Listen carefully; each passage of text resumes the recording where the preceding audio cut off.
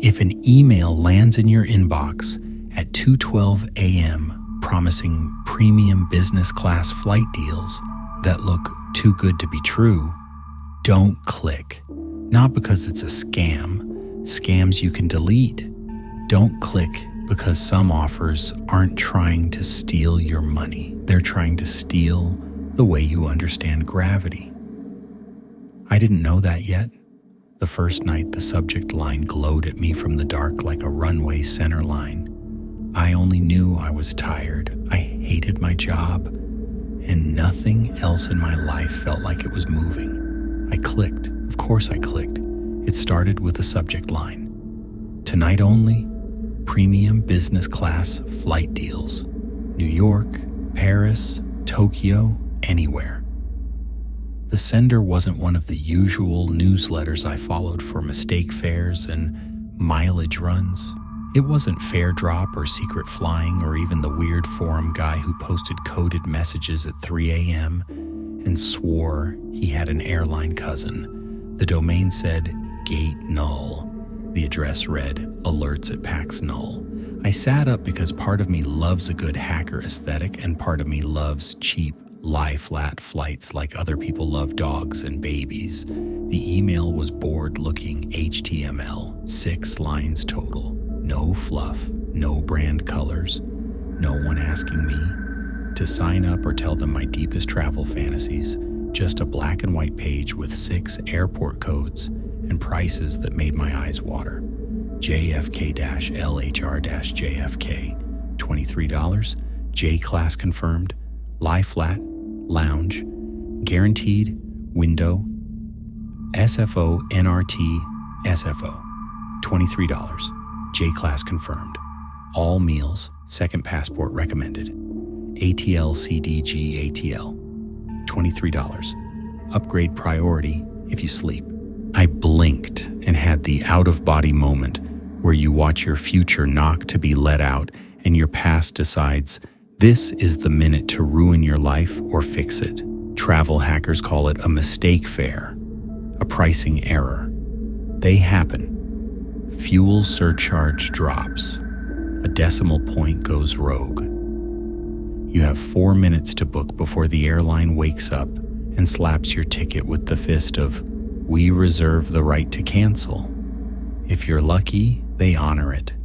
If you're not, they kick you $25 and your pride limps for a week. I play that game. It keeps me feeling like the world can be hacked, and some days, that's the only belief system I have. I clicked.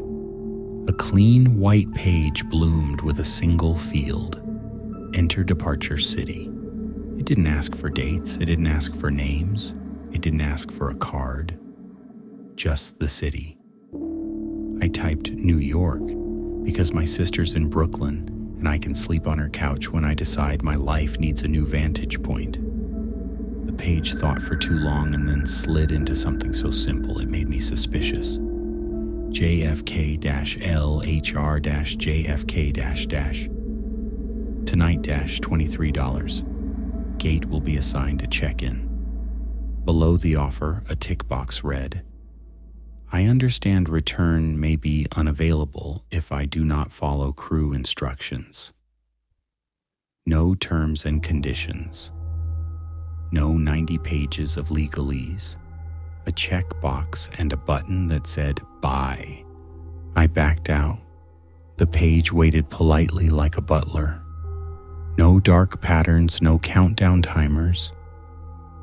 The clock in the top right of my laptop clicked from 2:14 to 2:15, and my cursor shook a little because somewhere under my ribs, a door had cracked and a draft was coming through, and I could almost hear my mother's voice asking if I'd locked the back patio.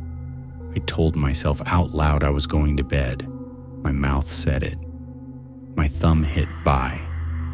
The ticket generated like a magician is supposed to do a trick. No drama, a flourish would cheapen it. PNR JH3Z17.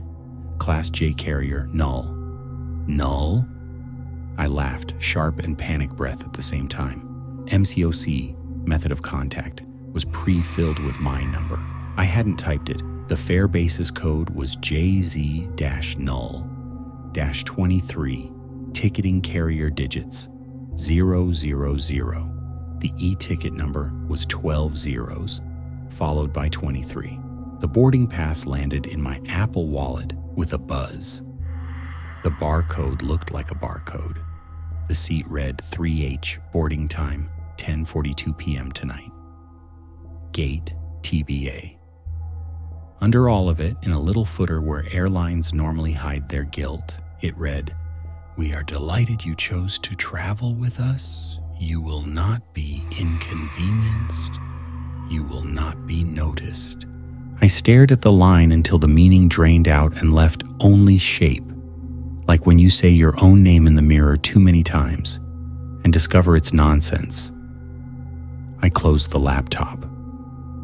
I made coffee I didn't need. I watched a YouTuber react to an apartment tour I couldn't afford. The boarding pass sat inside my phone like a loaded mousetrap. I moved through my day with the dopey buoyancy of a person who expects to get away with something and the lead-lined dread of a person who knows he won't. By noon, I had told myself a story about a pop-up airline and a guerrilla marketing prank. And by 5, I had convinced myself the ticket would scan on a regular airline anyway, because under all the theater, some contracted carrier would pick up the slack. I didn't tell anyone. There are some things you can't say out loud until they're already true. JFK was itself when the sun went down, fluorescent, cranky, a cathedral, built by a god who prefers lines over people. Terminal 1 had that specific smell of jet fuel and bad coffee and last-minute cologne. The departure boards looked normal until they didn't. I stood beneath one to find my gate, while 6 places solidly in the world flashed Frankfurt, Rome, Doha, San Juan, gate numbers and statuses tiny and comforting in their regularity. Then, for an instant, that could have been a misfire, an entry bulged into existence in the bottom row. Carrier, null, flight, 23, to London, no carrier. Codeshare status, Terminal Z, check-in only. I breathed a curse under my breath. My brain filed the information in a drawer marked impossible handle later, and my feet took me to the check-in zone like a child on automatic pilot being pulled by a parent's hand. The kiosks were the same kiosks I hate, with their battered touchscreens and their smears of hands newer and older than mine. I scanned the wallet pass. The machine made an approving beep, a hair off from the usual note, as if it were pitched a half step down. A boarding pass, printed with a softness to the paper that felt expensive. People moved around me as if I wasn't there. Not in a metaphorical, the city is indifferent way, literally. A couple arguing about the stroller backed into my hip and didn't say sorry because their bodies didn't register mine had weight. A TSA agent yelled about removing laptops, and the sound seemed to travel through me like I was a window left open. If I waved my hand, the air accepted it. The humans did not. It washed a relief through me that I didn't want to examine closely. You don't know how much of your day is built on being perceived until you're briefly freed from it. The boarding pass sent me to Terminal Z. JFK does not have a Terminal Z. It has a Terminal 1 to 8, and they move in circles of inconvenience and sad stores. The Z gate was down an escalator to nowhere. I must have passed 100 times and never seen. The sign at the top was tasteful, new, black on black, Z, dedicated check-in. It led into a corridor where the sound of the regular airport folded back and made itself small.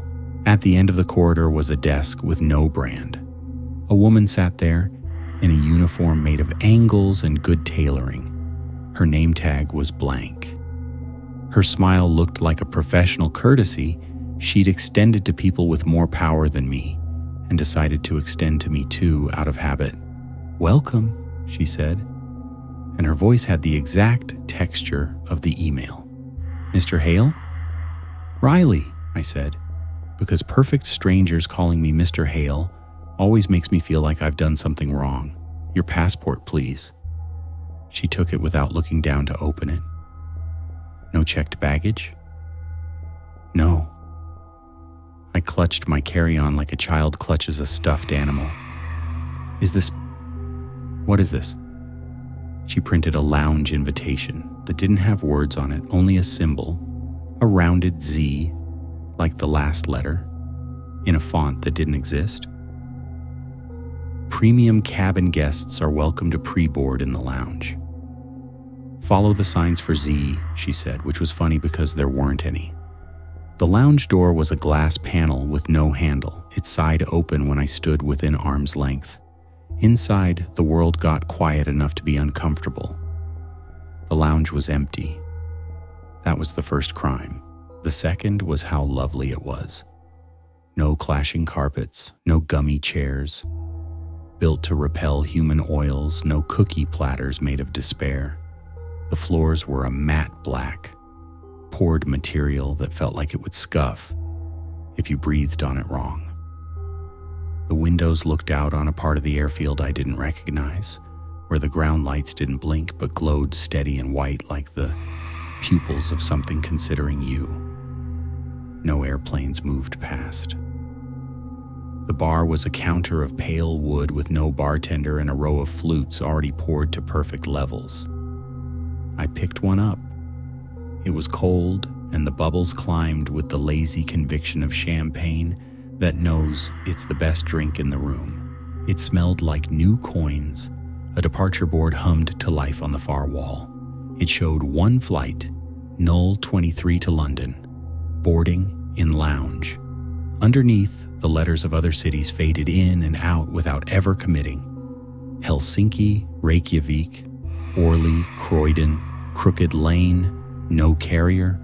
A man sat in the far corner like he had grown there with the furniture. I hadn't noticed him.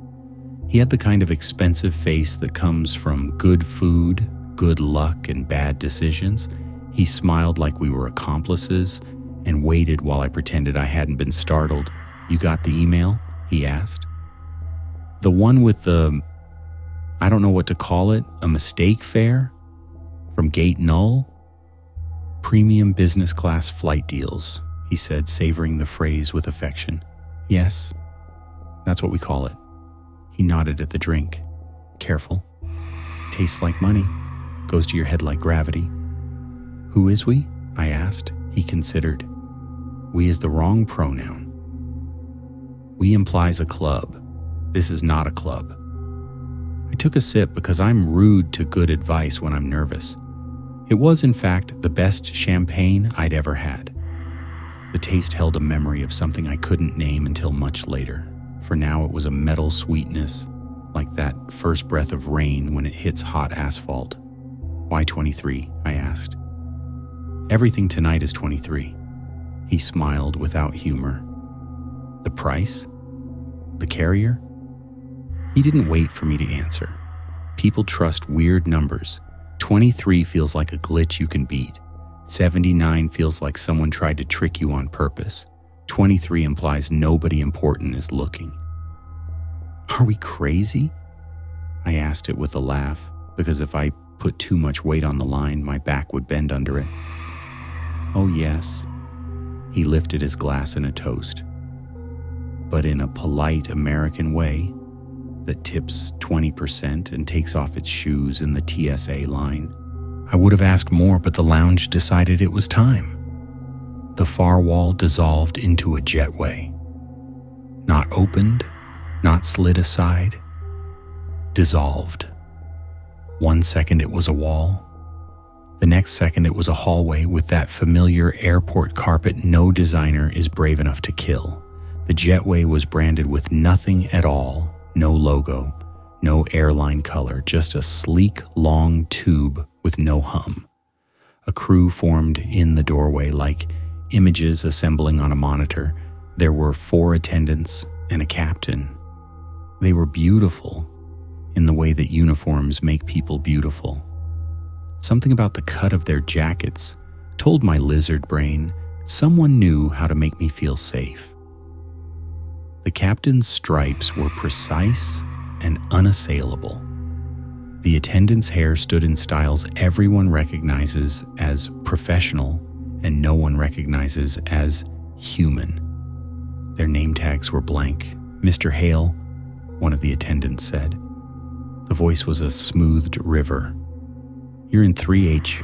Please board when you're ready. Keep your boarding pass out until you're accustomed." The man in the corner stood and straightened his coat like a person who owns good habits. "Enjoy your flight," he said to me, and I didn't believe he was leaving until I watched him exit out a door that should have led to a maintenance closet and didn't. The cabin was a dream of business class that would make socialists riot in their sleep. Private suites with sliding doors. Wood grain that wasn't trying to pass itself off as wood because it was wood windows, tall enough for you to think you could step through them. You couldn't. I tried. I've flown a lot of good cabins. This wasn't like that. There wasn't a brand saying, "We spent money on you for a reason." There was a quiet saying, "You did not have to beg to be treated as something besides cargo." "Welcome aboard," said a voice from the air, which might have been the captain, might have been the plane. "We're glad you found us." I hoisted my carry-on into a bin that closed as gently as a hand. Taking a book from a child, I sat down. The seat accepted me, the way a pool accepts you if you slide in slowly and don't break the surface too hard. A pre-departure drink appeared at my elbow. Another champagne. I put my hand over the flute like I was crossing a river and didn't want to be swept. The attendant smiled in a way that told me I'd passed a small test. Other passengers took their places. They didn't jostle, they didn't talk. They looked like people on the kinds of flights where work begins at wheels up. Slim laptops, the kind of shoes you can run in if the alarm sounds. Eyes that have seen more airports than spare bedrooms. One woman across the aisle caught my gaze and held it the way you hold a door for someone you don't know if you trust. She offered a ghost of a nod and nothing else. We pushed, or the world pulled away. The safety video didn't play. No one pointed out the exits with jazz hands. A soft tone chimed and the lights washed the cabin in a blue that made the blood in my hands decide to mind its business. The hum of engines was an idea. The in-flight map, when I pulled it up, did not show Europe. It showed a spaghetti of lines like a child had tried to draw a picture of the sky and gotten bored, but the lines were labeled with words that made my mouth dry. Gate, null. Corridor, Atlantic, unpublished. Offset, 1.3. Landmarks, not for you. I glanced at the woman across the aisle to see if she saw what I saw. She nodded once. Her face said yes. Her eyes said don't. The meal service arrived in a shape recognizable as meal service without any of the theater. We got plates. The plates held food that didn't pretend it had been prepared by an imagined chef. It tasted like someone wanted me to feel human and didn't care whether or not I posted about it. I ate slowly because I wanted to notice if anything changed when I swallowed. It did. My mouth filled with the taste I couldn't name from the lounge rain on hot asphalt. The smell of storms. It lived in the hollows of my cheeks. For a breath, and then it was gone. First time, the woman across the aisle asked when the plates vanished with the respect I wanted to thank someone for. How can you tell? I tried to smile and found out it still worked. You keep checking the map. She looked like someone who wore good skirts in offices that wanted to be warmer and weren't. None of us stop doing that if it helps. What happens if we land? I asked. We don't, she said softly. Not the way that question means. How do you get back? You will not be inconvenienced? She didn't smile. You will not be noticed. We ascended through the patch where turbulence lives, and the cabin shrugged in a way that told me the plane had empathy. The universe outside the window is supposed to behave on airplanes. The stars are supposed to be in the right places. The lights of the coast are supposed to make constellations of what you think you understand. They didn't. I watched as the horizon rolled wrong for a breath, then corrected. The wing flexed. The sky made its apologies. A cloud stood a little too close, and then took a step back. It's a peculiar feeling, being upgraded out of the physics you've always used. It's like being trusted with a secret language and told to only speak it when you're alone. The cabin lights went down. The plane exhaled the tone that tells people to sleep. I don't know why we obey those tones. Pavlov had his dog. Airlines have their chimes. I reclined my seat, not because I was tired, but because everyone else had. And when you're pretending your reality is intact, it's best to match the furniture. On the edge of sleep, the audio channel switched without me touching it. A voice drifted through my headphones, like it had always been in the room, and I'd only just noticed it wasn't crew. It wasn't a movie. It was a young man reading in a measured tone, the kind of paragraph you get on corporate training modules. "Congratulations on your selection," he said. "You've been identified as a potential gateway. Please rest.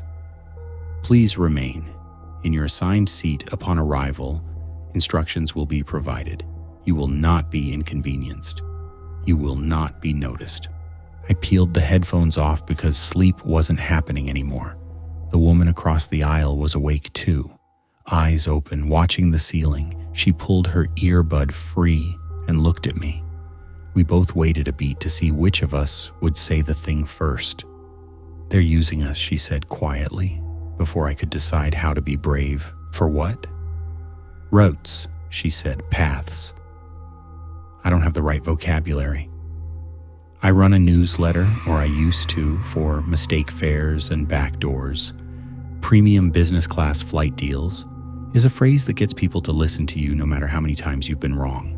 This is behind even my behind the scenes. What does that mean? It means sometimes the cheapest way to cross a distance is through a person.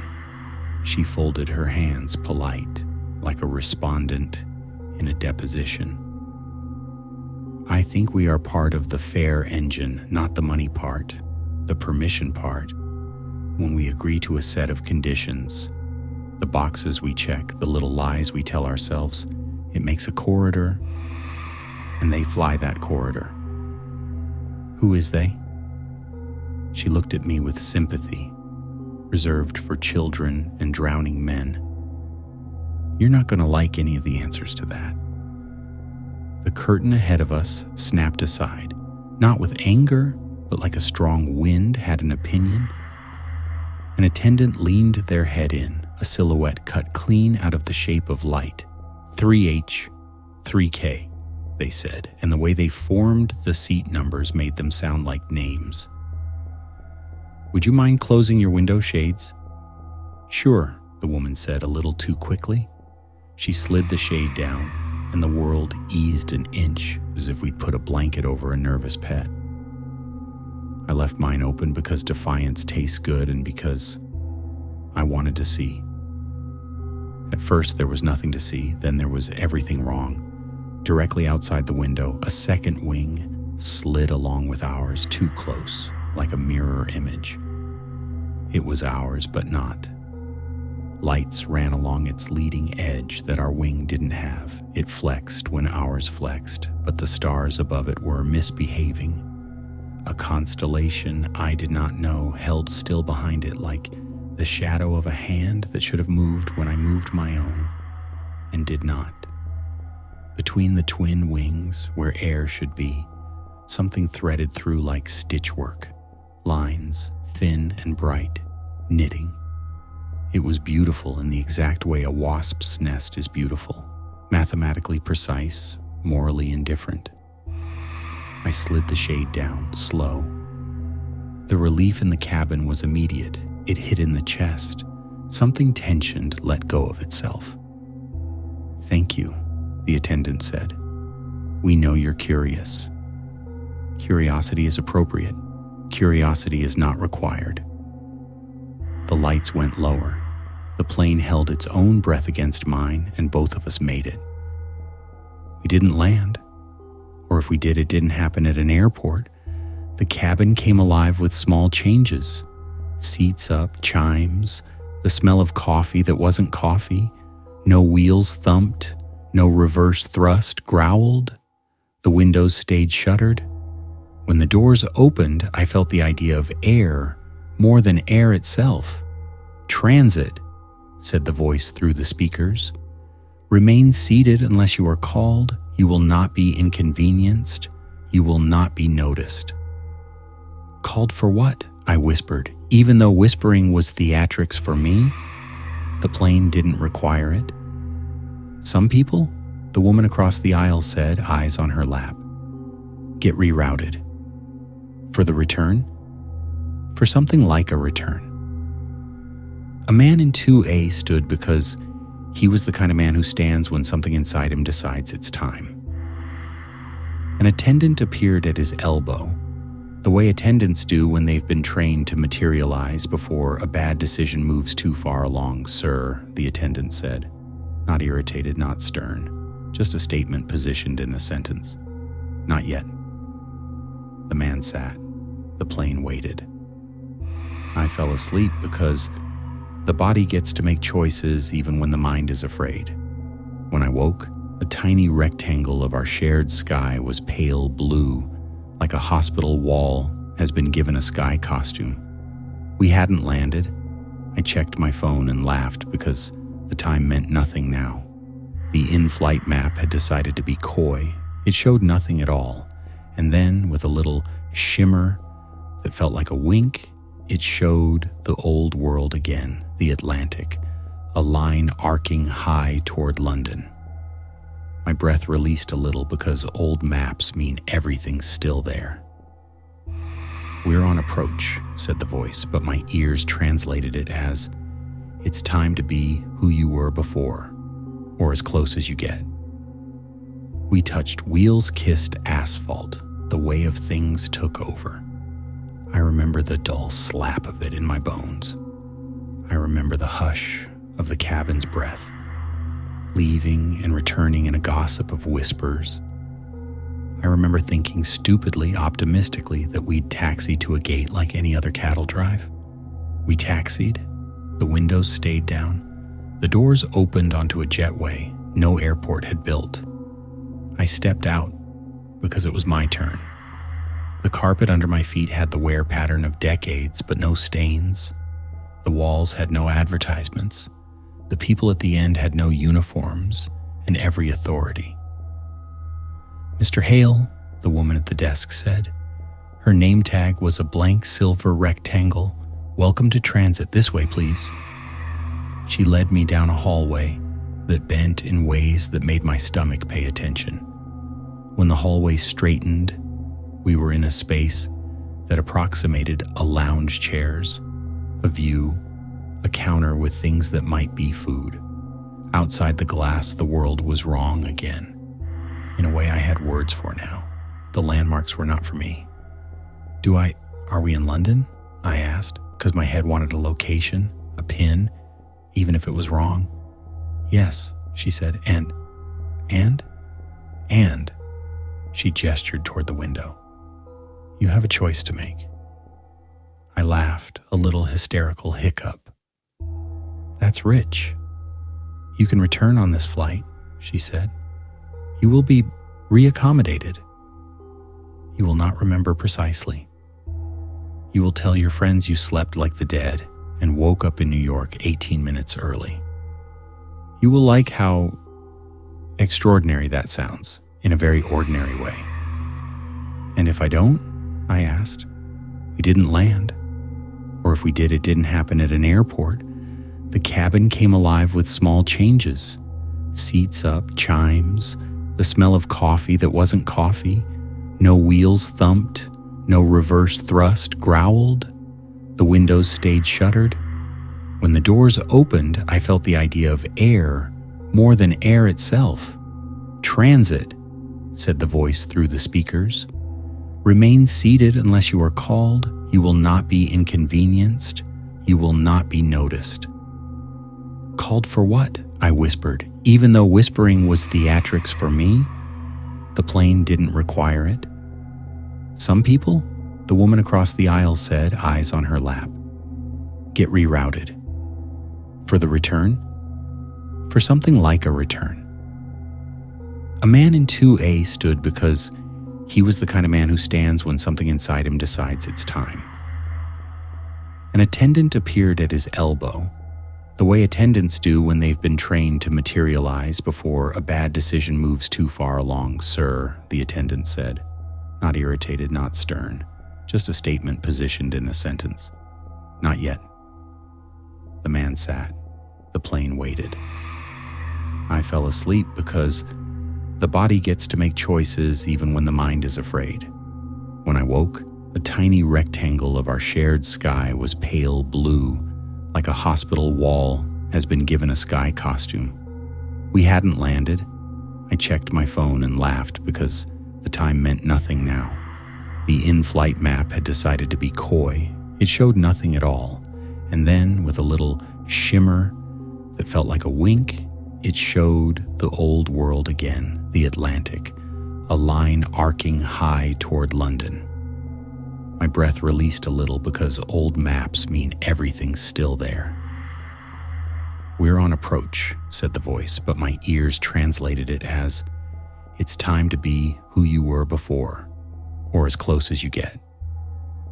We touched wheels-kissed asphalt. The way of things took over. I remember the dull slap of it in my bones.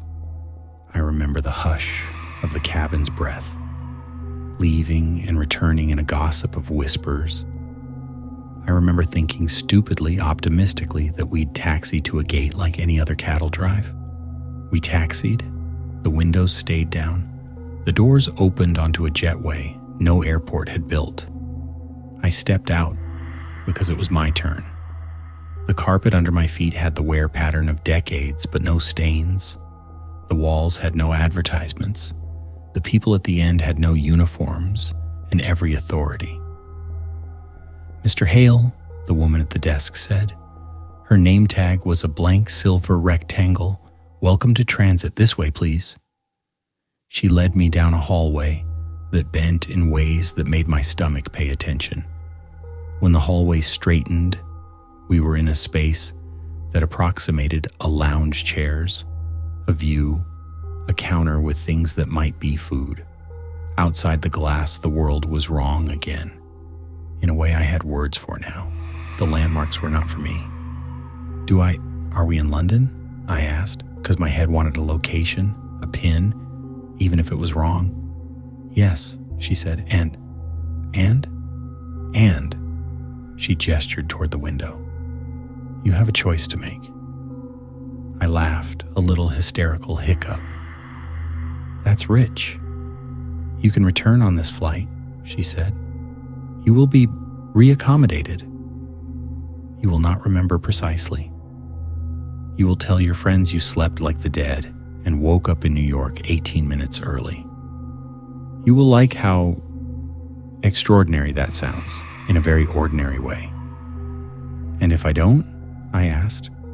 "Will I remember if I choose to stay?" I asked the desk agent, because I had to be difficult, one more time on principle. "You will remember enough," she said. "You will forget what would make you miserable." "That's cruel," I said. "That's mercy," she corrected without heat. We boarded, or went wherever you go when you step into the tunnel and the world stops insisting on a shape. I sat in 3H. The woman sat in 3K. The captain came on and told us we were number 1 for the vector, and the words made sense as sounds but not as meaning. We pushed, or we were pulled. The stars weren't where I left them, and I found I minded less. I slept. When I woke, New York was beneath us, with the smug glitter it puts on for out-of-towners with windows. We landed the way people land when the plane remembers the landing is the point. We docked at a gate with a number. The windows showed jet blue. The walkways smelled like pretzels that didn't taste good and wrappers that made sense. I walked back into the terminal. People saw me again. The tide of humanity let me part it with a carry-on and a purposeful stride. My boarding pass evaporated from my phone. The email in my inbox flagged itself as read. I took an Uber home. I sat on my couch that sighs when I do. Because I have used it past its reasonable expectations, I held my phone like a relic and scrolled through any evidence that I'd spent the night flying to a place that both did and didn't exist. I had a photo in my camera roll of a window shade pulled down, which is not a photo of anything. I had a note in my notes app that read, "Rain on asphalt. Tastes like money." I had an email in my inbox that I shouldn't have had time to write, subject line, "Tonight only, premium business class flight deals. New York, Paris, Tokyo, anywhere." The sender was me. The address was mine plus a suffix I didn't recognize. The body was 6 lines. The price was $23. I stared at it until it blurred into a rectangle of light. What am I supposed to do? I asked the empty room, and the empty room treated me the way rooms treat people who ask out loud for help from emptiness. It was quiet enough to hear my own lie. The next night I didn't sleep. The next week I tried to pretend nothing had happened and got as far as Thursday. On Friday I was in line for coffee when the barista called a name that wasn't mine, and I flinched because the cadence was the same as a name tag that had never said anything. On Sunday, I opened my laptop to write a trip report, and the words found themselves. I wrote, "If an email lands in your inbox at 2:12 a.m., promising premium business class flight deals, don't click unless you're ready for your definition of deal to change. Don't click unless you're ready to think of yourself as a lane, as a corridor, as a permission structure the universe uses to move things other than you. Don't click unless you can live with being happy that you did." I hit send to an address I didn't add to my contacts and a list I don't manage. I got 6 replies in 10 minutes, 3 of them automatic out of offices, 1 empty except for the subject line copied back at me, as if to say I saw this and that is all. 2 humans wrote real things. One said, "Scam." One said, "Thank you. I drive less now. I walk more. I look up more. I say yes to dinners, and then I only cancel half of them. I leave my suitcase half-packed because I think the world likes me better that way. I keep my phone charged at night. I keep my ringer on. I do not set an alarm for 2:12, but sometimes I wake then anyway. When I do, I open my inbox and see what I've sent myself. If you think this is a story about an airline, it's not. It's a story about how some of us need to be used to feel useful. It's a story about a fair engine that learned to eat belief, a corridor that learned to be grateful, a person who learned that not being noticed can feel like a nap. If you get the email, read it. Decide who you are. Decide if your body can be a bridge without throwing you off the side. Decide if your yes is a signature you can live with. You will not be inconvenienced. You will not be noticed. You will move. Maybe that's the only verb that matters. If this kept you listening, if a little part of you leaned toward the screen without asking permission, hit like so. The next traveler who shouldn't click gets warned in time. Drop a comment and tell me the best deal you ever took that changed you anyway. And if you want more of these midnight corridors, more strange truths from the spaces between gates, subscribe. The next message goes out at 2:12. I hope you sleep through it. I hope you don't.